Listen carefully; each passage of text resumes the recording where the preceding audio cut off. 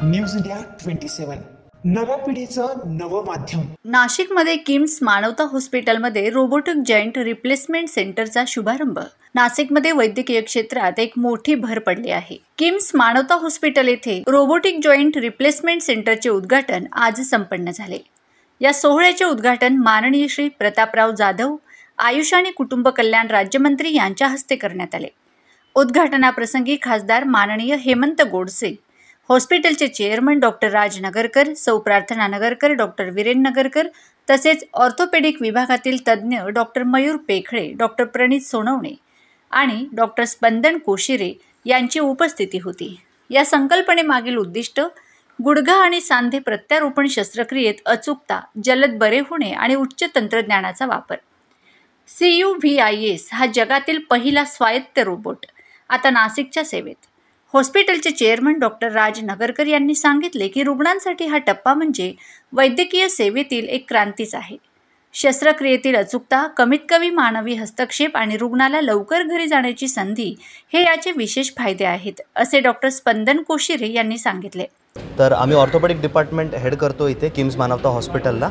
आज आमच्या इथे फुल्ली ऑटोमॅटिक असा रोबोट इन्स्टॉल झालेला आहे, ज्याची हेल्प आपल्याला टोटल नी रिप्लेसमेंट म्हणजे गुडघ्याची शस्त्रक्रिया करण्यासाठी मदत करतो आणि त्याची अचूकता आणि नेमता खूपच हाय असल्या कारणाने त्याचे जे रिझल्ट्स असतात ते शॉर्ट ड्युरेशनमध्ये पण खूप लवकर येतात, पेशंटची रिकव्हरी फास्ट होते आणि लाँग ड्युरेशन ते इम्प्लांट्स चालू शकतात।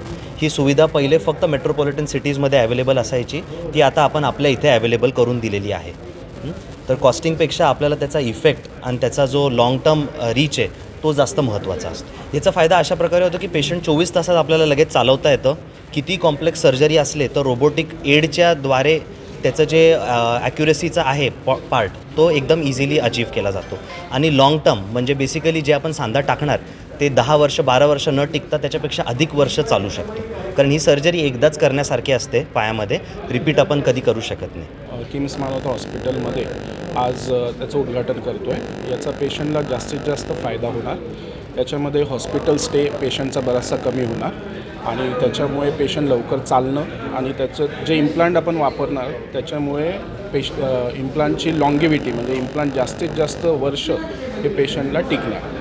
दुसरं असं की रोबोटिक सर्जरीमध्ये बेसिकली जे सर्जन आहे तो याच्यामध्ये कम्प्युटरला काही इन्फॉर्मेशन फीड करतो, ज्याच्यामध्ये स्पेसिफिक लँडमार्क्स असतात। ते लँडमार्क्स फीड केल्यानंतर कम्प्युटर ते असेस करतो आणि ते असेस केल्यानंतर आपल्याला डेफिनेटली अँगल्स जे आपल्याला सांगतो त्या अँगल्सनुसार सर्जन त्याचे कट घेतो आणि याच्यामध्ये ह्युमन एरर जी आहे ज्याच्यामध्ये मिस्टेक होण्याचे चान्सेस असतात आणि बाकी स्नायू किंवा बाकी काही नर्व्स यांना इंजुरी होण्याचे जे चान्सेस असतात ते टळतात, कारण रोबोट आपल्याला मायक्रो मिलीमीटर सेंटरमध्ये स्पेसिफिक कट घेऊन देतो आणि एक्स्ट्रा इंजुरीज ज्या होऊ शकतात त्या अवॉइड होतात आणि त्याच्यामुळे सॉफ्ट टिश्यू केअर ही बरीचशी केली जाते। सॉफ्ट टिश्यू केअर केल्यामुळे पेशंटचा स्टे हा जो आहे हा बराचसा कमी होऊन जातो। पेशंट दुसऱ्या दिवशी बेडमधून मोबिलाईज करता येतो, चालवता येतो आणि विदिन 2 or 3 days पेशंट घरी चालू शकतो आणि याच्यामुळेच स्टेअर क्लाइम्बिंग